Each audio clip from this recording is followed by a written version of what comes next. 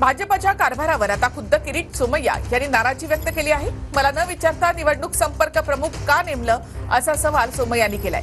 2018ला ठाकरेंमुळे भाजपनं मला पत्रकार परिषद सोडायला लावली।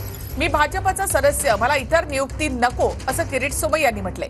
सोमय्यांच्या मनातला 2018चा राग 2024 मध्ये बाहेर का आला, तर निवडणूक प्रचार समितीमधून नाव वगळल्यामुळे प्रसाद लाड सुद्धा नाराज झाले।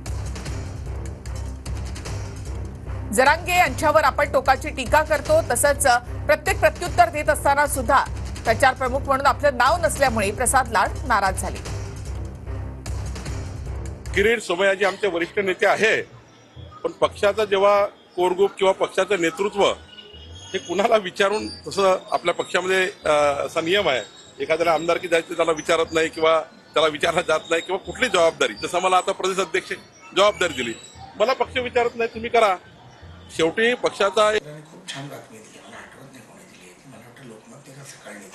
किरीट सोमय्याजी आमचे वरिष्ठ नेते आहे, पण पक्षाचा जेव्हा कोर ग्रुप किंवा पक्षाचा